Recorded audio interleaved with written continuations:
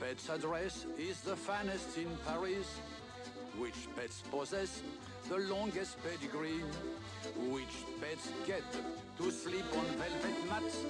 Naturellement, the Aristocats. Disney's Aristocats is a film about 4 upper-class cats who get catnapped by their butler and team up with an alley cat to get back home.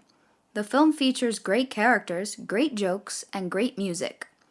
It's said to take place in France 1910, but like many Disney films, the writers of Aristocats took some liberties with the historical accuracy of the film.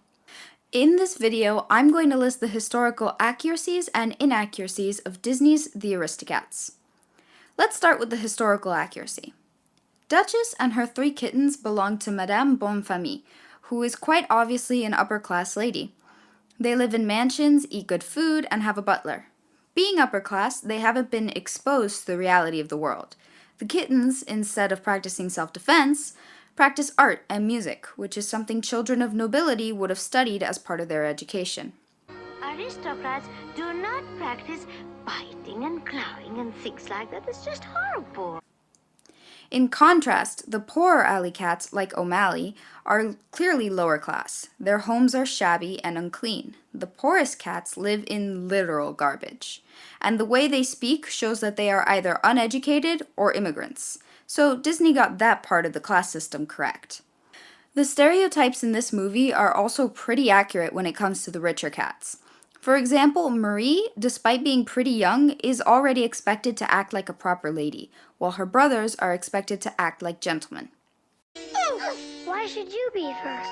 Because I'm a lady, that's why. However, the Aristocats still has plenty of inaccuracies. France in 1910 wasn't the best place to be. Tensions between the French and the Belgian people were strong. Lots of rain led to the River Seine flooding Paris, and anarchist protests were greatly affecting Paris, its people, and all of France. But the movie touches on none of these.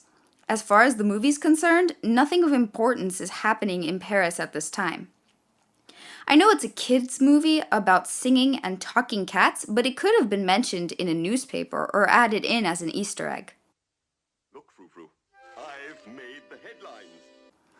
One of the biggest inaccuracies is how willing Thomas and his alley cat friends were to help Duchess and her family. Most low-class people would be resentful of the rich for having nice things when they couldn't afford it, and however willing the alley cats would have been to help Duchess, Duchess and her kids would have been 10 times worse. No self-respecting rich woman would allow herself to associate with low-class people. It just wouldn't happen. Of course, that kind of plot would be way too dark for a kids' movie, so Disney watered down the class disparity a lot. Another inaccuracy is the music itself. While Everybody Wants to Be a Cat is a great song, it just wouldn't exist in France in the 1910s. Jazz didn't make it to France until African American soldiers introduced it in World War I, and even then, it didn't really take hold until the 1920s. Thomas's gang of cats is also inaccurately stereotyped for that time. The most obvious examples are the Russian cat, who is modeled after Joseph Stalin, and the American cat, who looks like a hippie from the 1960s. These jokes are funny for the time that the movie came out, 1970, but it makes no sense for the time that the movie takes place. In 1910, Stalin wasn't famous, and no one would dress like that. Not in America, and definitely not in France. Well, that's about everything I could find. Overall, I think the movie was equal parts accurate and inaccurate, but I mean, it's Disney. In the end, they care more about the story than the historical inaccuracies. Well, that's everything. Thanks for watching, and please give me an A.